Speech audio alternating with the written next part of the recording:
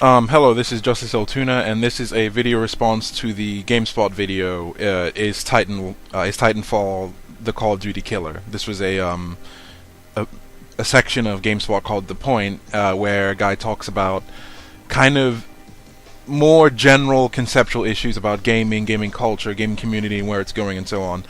And obviously, this one caught my attention. And I admit, for all he said, he wasn't, bashing the Call of Duty series. He wasn't trying to make it sound bad. He actually made a very valid point, primarily because of the last thing he said, one of the last things he said, I should say. And he said that it's not that, necessarily Call of Duty itself is the problem, but rather he's seen this happen before. He's played FPS for years, and this happened with Quake, it happened with Counter-Strike, it happened with Medal of Honor, and he's exactly right. This is the point I've been always trying to push. Call of Duty isn't the first game to ever, revolutionize FPSs and have them being followed. If you look at IGN's list of top 100 FPSs, you will see, well, obviously, so many different first-person shooters which defined generations before them. Quake defined a generation, Counter-Strike defined a generation, Halo defined a generation. Each of these games defined their own subgenres, like with Quake being the fast, twitchy corridor shooter, Counter-Strike being the tactical team-based shooter, and Halo being the, what's his name? Very zany, wacky, futuristic shooter. So each of these games defined a generation, and obviously Call of Duty 4 Modern Warfare in 2007 defined a generation up till now, and obviously it's still going. And to answer the question, is Titanfall a Call of Duty killer? I haven't played Titanfall, obviously. No, I haven't had the chance to. I haven't been to any conventions.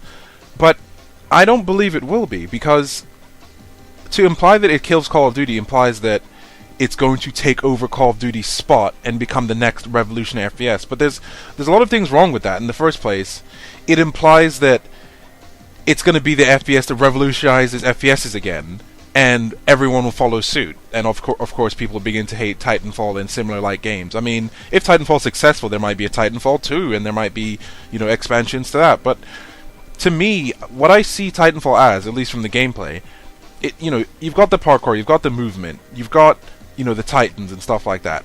I think Titanfall itself, it's not really doing anything revolutionary in terms of like actual mechanics. Like, we've seen all these mechanics in similar games, like wall jumping, double jumping, mech battles and so on. Obviously skill-based progression and weapons and all that kind of stuff. What Titanfall is doing amazingly at the moment is presentation. Titanfall presentation is literally phenomenal. Like, there's no doubting that. The presentation is fantastic. The fact that it's got like a campaign within the multiplayer, so the stories and so on. The graphics are fantastic. Everything's really cinematic. But when I see Titanfall, I see, yes, a next-gen game, a game that's pushing the limits of hardware and really delivering a solid experience. But I'm not seeing something that is revolutionizing FPS so much as just it's an extension of it. I mean, if you ask me, it's just the next step in the consistent evolution of FPS, not revolution. Because, I mean, to be fair, at the moment, anyway, I don't see any games breaking out of Call of Duty Shadow. And mind you, Call of Duty, if you ask me, and this is from like one of the biggest Call of Duty fans, Call of Duty is slowly losing its throne. Not because it's dying, no. I mean, at the moment, Call of Duty Ghosts still stands as like one of the biggest games being pre-ordered right now. However, if you look at a few statistics, you might use those to generalize to general concepts. For example, Call of Duty Ghosts has less pre-orders than Black Ops 2. Right? You might have to look that up, but it's true. Like, Call of Duty Ghosts has less pre-orders than Black Ops 2, even though Call of Duty Ghosts is coming out on Xbox One and PS4, which is strange. You'd think that a game would that's on even more consoles, going to be on next-gen consoles, will have more pre-orders, but it doesn't. I mean, I remember I said to myself a long time ago, I get the feeling that Modern Warfare 3 will be the last Call of Duty as we know it. Black Ops 2, or whatever Call of Duty at the time, because I didn't know it was Black Ops 2, the next Call of Duty will probably be the last really big Call of Duty. I don't mean the last good one, but I remember thinking, I get this strange feeling that the next COD will be the last big one. By that, I mean that COD Ghosts, we can just tell. You can look at just general internet chatter. You can look at people that, yes, some people are excited for it, but to a lot of people, Call of Duty's had its day. And while at this point Call of Duty's doing nothing wrong, it's not making the mistakes that people, occasionally fault it for, i.e., graphics or engine, because the engine's been improved. multiplayer, because the multiplayer has been changed once again. They've added loads of different things. Now it's create a soldier, female customizations, and so on. Even the campaign looks like it's getting a major overhaul. So it's not that the Call of Duty, as a package, Call of Duty Ghosts as a whole is doing anything so similar. In fact, it's broken free of the Modern Warfare universe.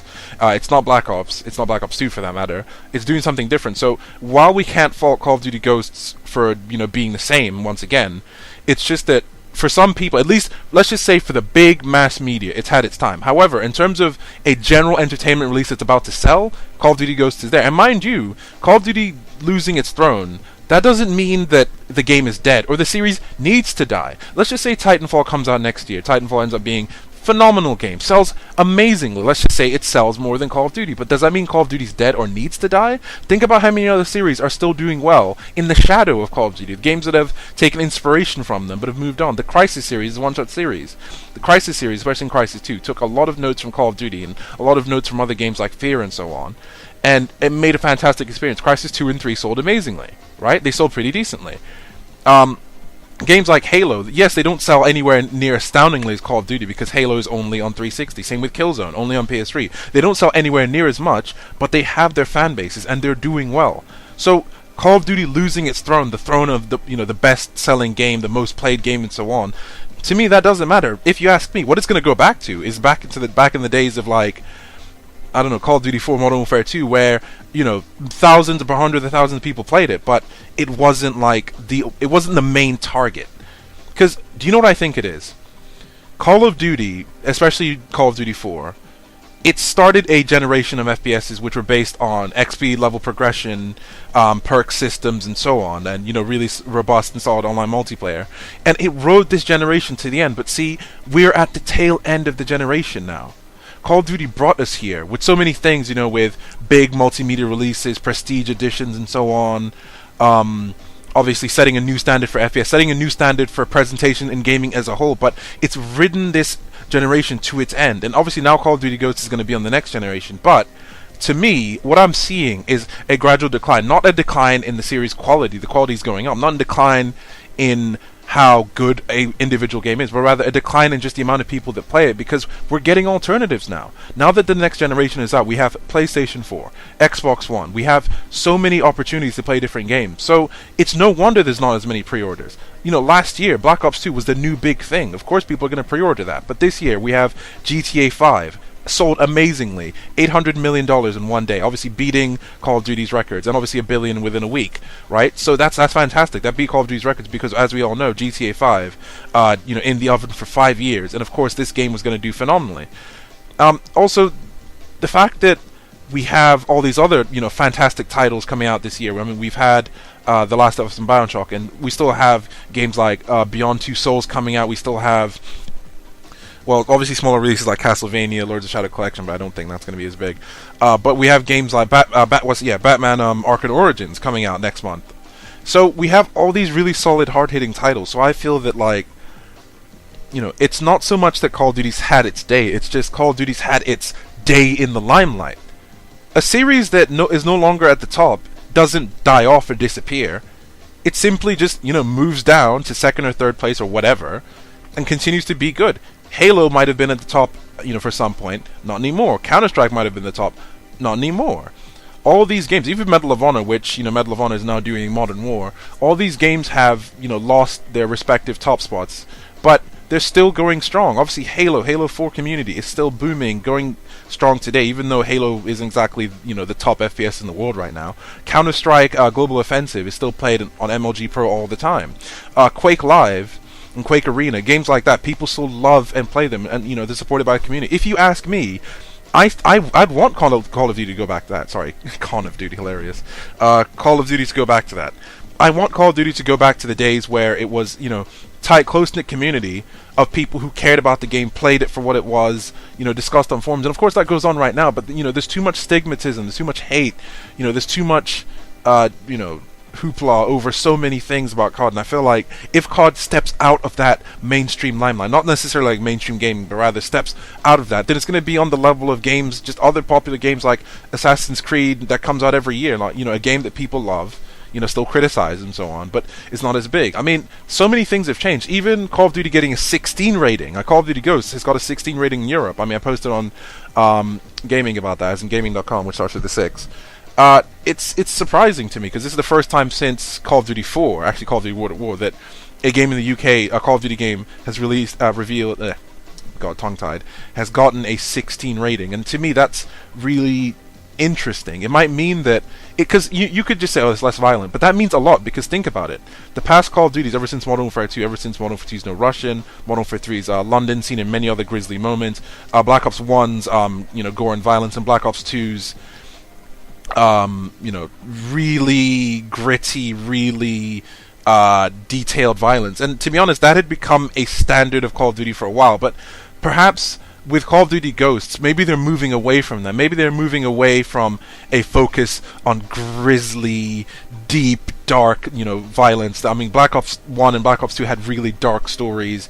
Modern Warfare 2 had you doing some really atrocious things. Modern Warfare 3 was a really intense game. So, these games which had a lot of really intense, deep violence, maybe Call of Duty Ghosts, of course it's still going to be violent, it's still going to be an action game, an FPS, but I think that it's moving away from this, maybe taking the focus off that really, to me, it's a change in narrative focus. It's taking that focus away from the really deep and gritty and, gory, up-close violence, and maybe moving it to more subtlety, maybe something more along the lines of, most of the core moments in Call of Duty anyway, and, moments in Call of Duty 4, and I feel like the presentation and just the outstanding moments within Call of Duty, sometimes they didn't need that shock factor. They didn't need that overwhelming amount of violence. So I mean, in terms of Call of Duty itself, you could say it's on its way out, but I don't think it's on its way out. It's on its way out in the sense that it's no longer going to be standing on the stage. It's now just going to hang out with the rest of the guys, and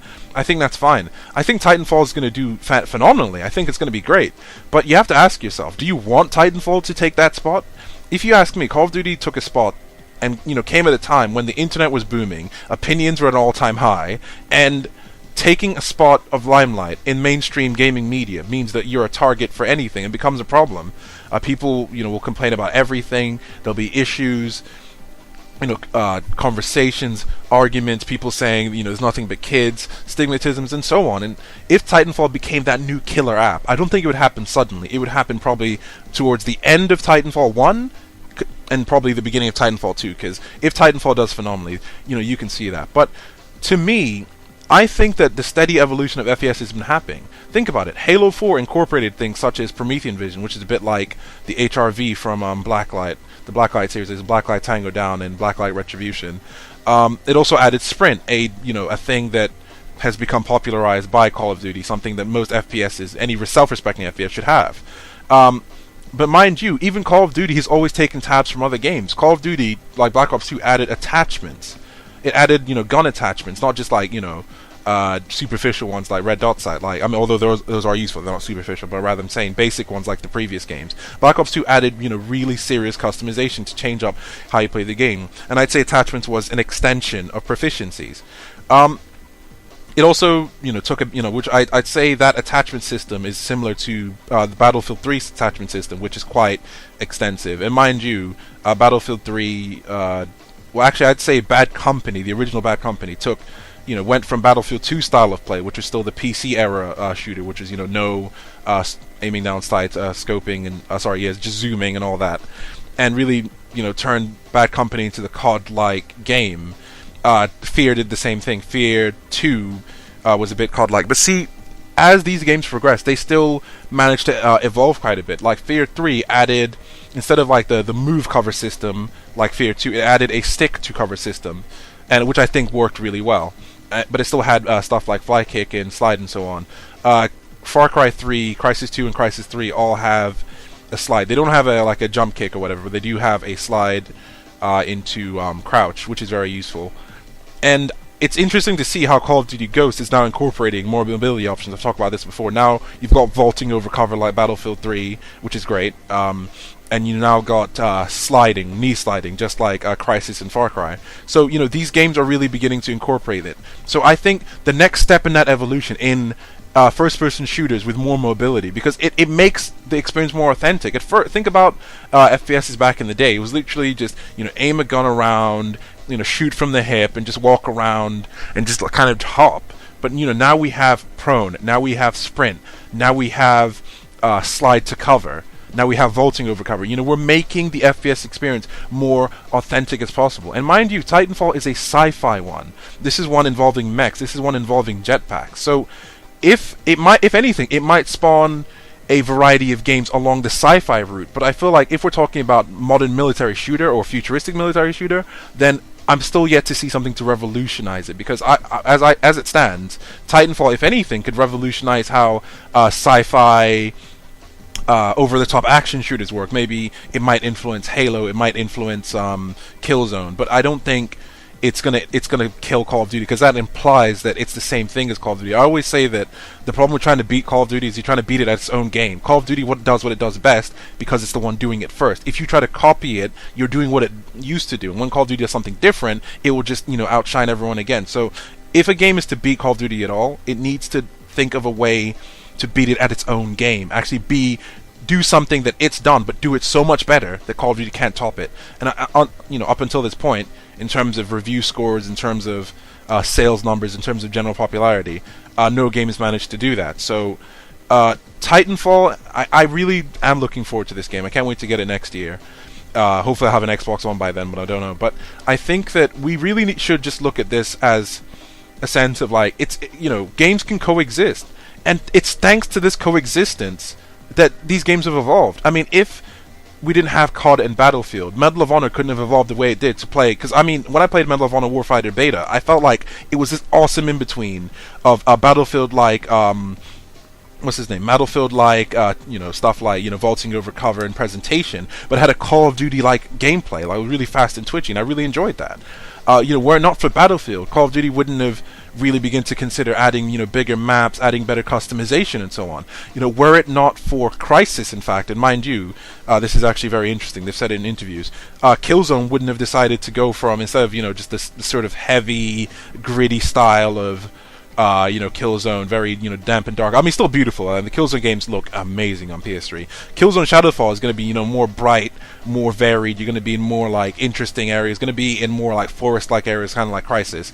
And if you look at the gameplay of, the single-player gameplay of Killzone Shadowfall, it's more along the lines of Crysis, big, open area, able to tackle objectives from, different angles and so on. And I think that's really good that Killzone is going for that. Also, Killzone is doing its own little thing. It's taking the similar idea of customization, but now it's getting rid of XP progression. Everything, every weapon, every equipment is unlocked from the start. However, in order to progress with a weapon, you need to complete challenges, which will give you attachments, which will give you boosts, and so on. So now you can pick whatever you want, assault, scout, support, and play how you want with whatever weapon, without having to unlock it. So basically, they're abandoning the weapon unlock system and going for, free loadouts. So that's not only an extension of Call of Duty's loadout system, but now they're adding this idea that instead of restricting you and making it XP based, we'll make it skill based, where you have every weapon, and in order to be good with it, in order to get better stuff, you have to be good with that weapon. That's an extension of Call of Duty's challenge system, which is great, because the challenge system is one of my favorite systems. It's part of the reasons why I play games like Call of Duty and Crysis and Halo, is to level up my weapons, unlock titles, unlock emblems, to basically feel like I'm doing well. Because, leveling up is a matter of dedication, not really time. Actually, it's the matter of dedication and time, not skill, I should say. And level obviously doesn't always denote skill, but how well you do within a game, within a weapon, with using a weapon and so on, that depends on the player. And I feel like in regards to how Killzone's going to pull this off, hopefully it'll be balanced. Hopefully, it won't be too much of an issue. But I think it's going to do it well. And I appreciate how Call of Duty Ghosts is completely overhauled their system too. Now, you create a soldier. There's no longer just a class. You can now fully customize your character, male or female. You can give him whatever look you want within the game system. In fact, if you pre-order, you might get what's his name, Simon Ghost Riley from Modern Warfare 2, obviously, which is great. The fact that you can have obviously loads of different weapons is going to be still XP progression, but now it's going to be XP progression based on soldier, and it's also going to be the perks are overhauled, the customization's overhauled. You can customize it however you want with tokens. So it's basically an extension of Black Ops 2's extensive Pick 10 system. And mind you, the Pick 10 system was a response to the fact that, you know, Call of Duty players wanted to be able to do stuff like have all perks and just a knife, or have loads of attachments for a gun. You know, the customization system. And to me, that's what's improving right now. FPSs like Halo, Killzone, Call of Duty, they're all giving us better, not in terms of the, you know, the gameplay with weapons, they're giving us better customization. In terms of fairness and balance with like stuff like score streaks and equipment, they're making it easier. Halo 4 now shows you the proximity and distance of what's his name, weapon drop. So it's no longer people memorizing where they are and, you know, top players always knowing stuff. It's everybody has a, you know, fair chance at grabbing a weapon on the field, which is great. Call of Duty is giving us better customization and giving us score streaks which work better given certain situations, and that, you know, they support your team better. That's why Black Ops 2 has the score streak system, and so on. So I believe that these games are giving us more choice, and I think that Titanfall might do something along the lines. We still don't have any information in terms of like what the weapons are going to be like, how they're selectable, whether or not there's a direct XP level progression system, whether or not our characters are customizable or our Titans are customizable. I mean, I'd like to know that, but I think that it's this freedom of choice. So that, coupled with mobility options such as, you know, Halo now having sprint, having new armor abilities like Booster, one of my favorites, Call of Duty having the knee slide, vaulting over cover, tactical lean, and so on. Killzone Shadowfall most likely has all the features. I think you have obviously cover system. I think there's a slide as well, if I'm correct, which is great. And obviously Titanfall is going to have stuff like, you know, jumping over walls, double jumping, vaulting. In fact, from some of the animations I've seen, Call of Duty Ghosts does have like better climbing, not just like vaulting over cover, but now you have like a climb animation, just like Crysis climb animation. And mind you, I think that's what inspired them to do it. I already mentioned, like, games like Fear and Crysis inspired Call of Duty to have better mobility options where, you know, like you can slide into cover, vault over stuff, and jump over stuff. It makes the experience more authentic, so it's not just, you know, a gun and invisible hands doing all this stuff. You can actually see your character doing it because the technology allows for that. This is something Battlefield's doing well, Crysis is doing well now, Call of Duty's incorporating it, and obviously Titanfall is going to be an extension of that. So to me, I've always agreed with what, in one of the vid docs for Halo 4, one of the developers said that for us, FPS is a matter of, or just gaming in general is a matter of evolution, not revolution. Of course you can take risks and think of new ideas and try and, I don't know, develop the system, overhaul something. And I admit, it'd be interesting to see what the next great step of FPS revolution is, but I feel like it's not going to happen this gen. And mind you, this gen is coming to an end. It's going to happen next gen. Each generation, something happens. Of course, back in, like, you know, PS1 days, actually no, back way back when Doom first came out, Doom obviously revolutionized FPS. Then Quake with the PC era, Counter-Strike later on for its own subjective genres and so on. Of course, then Call of Duty with, you know, the 360 generation. And now I feel like, not necessarily Titanfall, but somewhere down the line, a game is going to hit that mark.